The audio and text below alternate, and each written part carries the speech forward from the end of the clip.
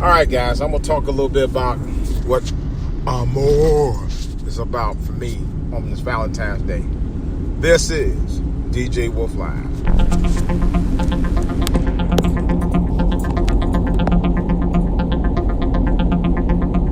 All right. Well, I can turn this heat down here. I was just thinking as I traveled and bring my food back for my wife for Valentine's, for our Valentine's lunch/brunch dinner. And I was thinking about a lot of the stuff that we went through over the years and how much she means to me. This year officially celebrates our 3 decades in marriage. Yeah, 30 years. 30 years. And I swear, these 30 years went by so fast. It's not even funny. A lot happens in 30 years. A lot you go through in a marriage in 30 years, or any relationship in 30 years. In 30 years' time, my parents had been divorced within the last 30 years, and my siblings were both divorced within the last 30 years. Ain't that something? I'm the only married person in my family. Period. It's crazy, but it's true. But I think when you found that soulmate, that you know it in your heart of hearts, man. And I could tell. We riders for each other, man. I was telling school my son about a lot of stuff, but he's at a point, I don't even really have to school him. He just schooling me about what he knows to be true for himself. What's that adage about teach your kids young and they will grow up to understand? Something to do with that. They will learn. And he did.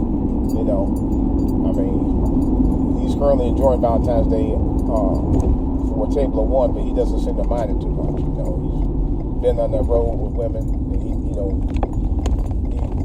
was telling me about that. He still dates other women, and so he's not worried about what he's going through right now. As far as he's still out there. He's still in the dating game, and he says he doesn't have a problem about as long as he can go out and date and have female friends he can go out with and talk to or whatever. And that's perfectly fine. I got married before I was his age. Before I got to his age, I was married a year before he turned his age, and I was a little younger. But I had been on the single scene for a while myself, and unlike him, I got to a point where I did not like being alone. I really didn't. But I didn't rush to not be alone, because my wife and I, we did wait 2 years before we got married. So we've really been together this year, going on 32 years. And we didn't really rush it, which I'm glad we didn't. We're really almost 33 years. But I'm so glad that I met the woman of my dreams. And I'm going to tell you a story right quick. When I was in junior high school, this is like almost nearly 40 years ago, over 40 years ago, I had a dream, and I'm not kidding, that I was of the type of woman I was going to marry. And do you know it actually came true? It actually came true in a vision. I won't even say a dream, I'll say a vision. Because that's exactly how I went. And I never forgot that. And it turned out to be 100% true. My dream of my wife actually came in a vision to me back in 1978. True story. I know some people are like, oh, you just no, I am not making this up. But I remember telling people about it. I am not making this up. Visions can sometimes have a profound sense of reality, and you don't even know it. Some of us don't pay attention to that, but I paid attention to this one. I always did.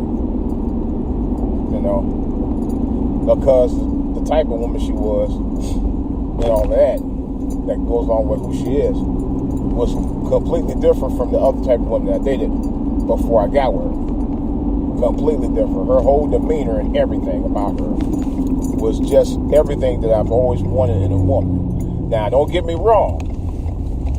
She's a very no-nonsense person, like me. She's very no-nonsense. Now, I'll give her that. But, for me, she's the kind of woman that I always love being around.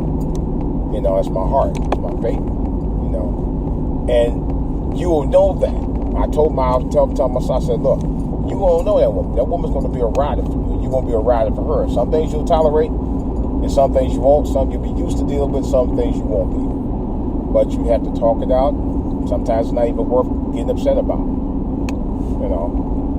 But you're going to know that when you with her. And now I'll give you guys advice. I know some people like to rush out and get married. Some people I know rush got married after being with the significant other after 6 months of dating. That's too soon. I'm going to say give it at least 2 years. Some people say longer than that. I know a couple who dated for 20, almost 30 years before they got married. Now, for me, I was like, I could have done that. We could have done that.